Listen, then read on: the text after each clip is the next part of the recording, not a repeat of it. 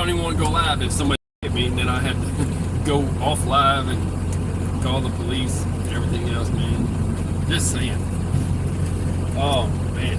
Anyway, it's going to be famous now. How about that one? So, people in the Operation Hot Biscuit of it all. Move this here. Try to get a little bit straighter. I hit it whenever I went live. Oh, it's just going to mess with stuff. There we go. This is the worst mount ever. I need another one. I keep saying that. I'm going to buy one. I'll buy one probably tonight. You're going to hear the reefer unit running in the background and the engine's running anyway. But I just wanted to go over a few things.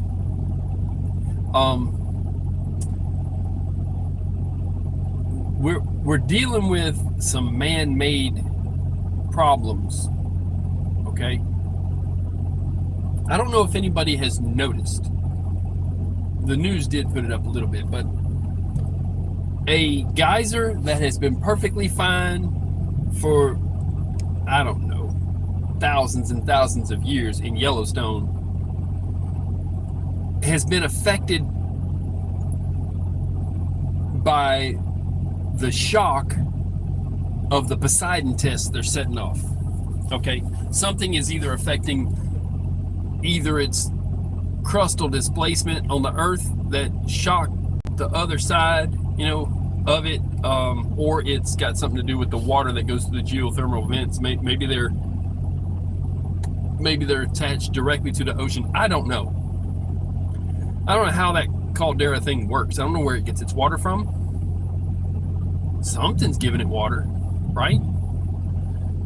If it's an aquifer, I'd like to know if it could be affected by an earthquake. Something made Yellowstone not happy. And for them to just happen to be doing nuclear tests in Russia, and Russia has a keen interest in Yellowstone. I don't know if you realize this or not, people. This is true. They actually have even come up with theories of their own that they think that there's a spaceship in. This is crazy, I know, but they come up with crazy ideas just to put them out. There's a old story that Russia believed for a long time that there's a spaceship, and they think that now it's trying to come out of Yellowstone. Well, I don't believe that to be true, but I think they know full well that the nuclear test that they're doing in the ocean off the northern little island that they own there, have rights to in Antarctica, that they've been setting off cobalt nuclear bombs. They know that they're going to affect Yellowstone. They knew this. Okay? It's not news to them. And when they set off the next couple of tests, we will have another event in Yellowstone that will be worse. But that's a geyser that's supposed to be perfectly fine. That's not supposed to change ever. Okay, kind of like how Old Faithful is. It goes off every so many minutes. It might have been Old Faithful. I don't know. I know for sure, though, that they've got a boardwalk that goes by it that they know that is in a safe area for people to walk on, because it never, ever, ever explodes that way. It just happens to coincide with the nuclear testing they're doing in the ocean. Okay, so the whole idea was to get them out of the nuclear test ban treaty. Okay, and we agreed to get out of it also. So then they're saying, okay, great, well, we're testing nuclear. It was agreed upon to disagree upon it, right? Look, people, where do you think they got the uranium from?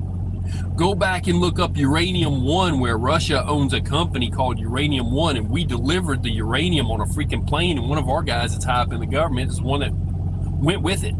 We gave them the material for these weapons. Frenemies, right? So hear what I'm saying. They did a low yield test.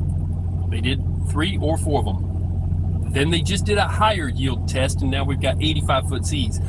The next one they will do will be at a lower depth, or I'm sorry, a higher depth. It won't be as low as the depth they've been doing it.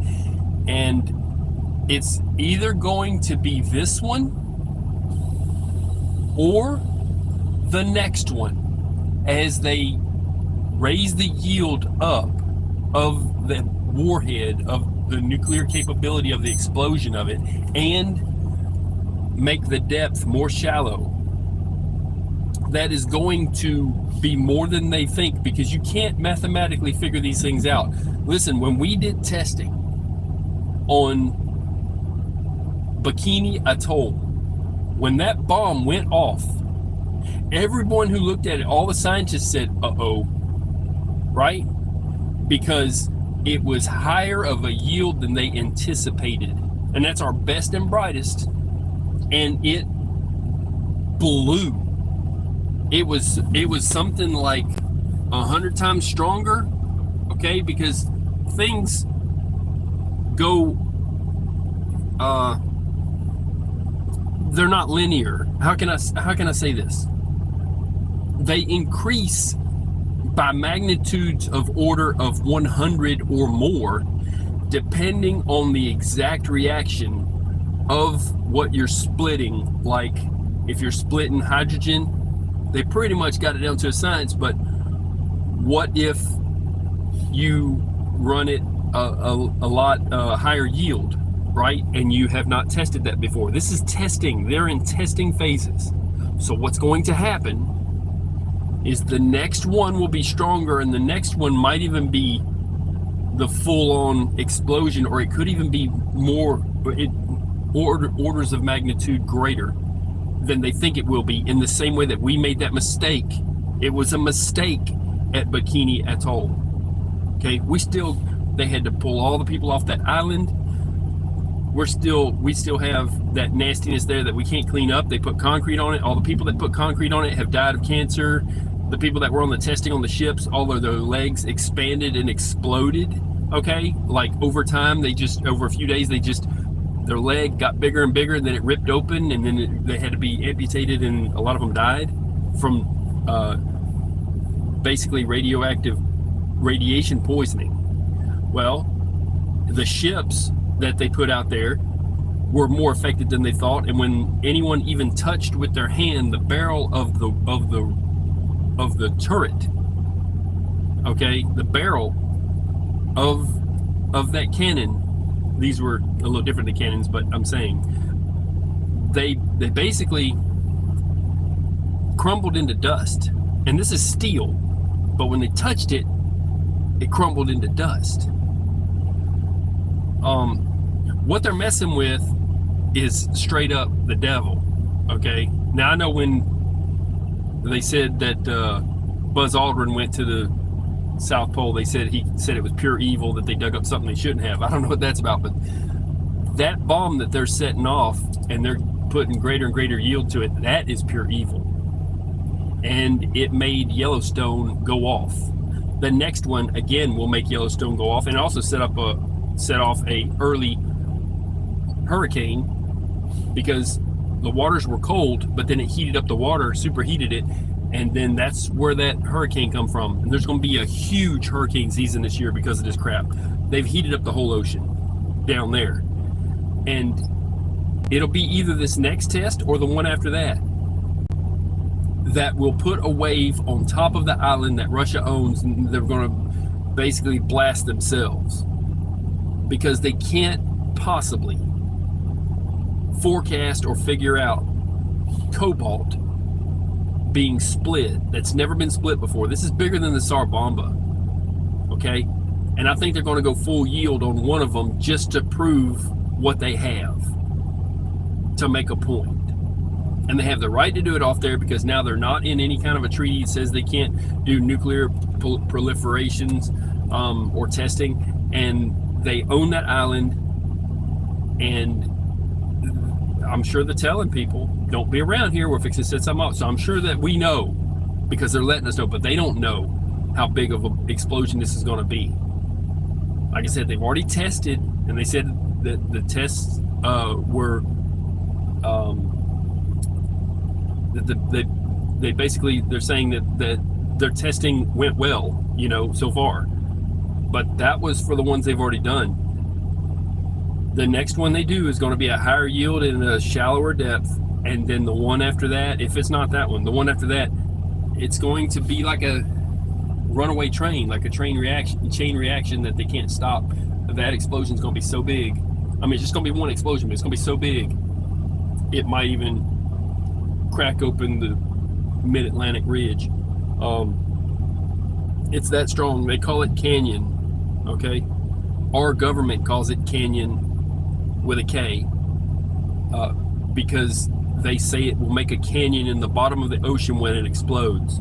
So if you don't know about the Poseidon, they're already testing them and they're fixing to set off a couple more. And that alone, just before a geyser goes off and hurts some people in Yellowstone, throwing up rock and everything else, that's more than just a coincidence, people. That's exactly what happened. I don't know how it affects it.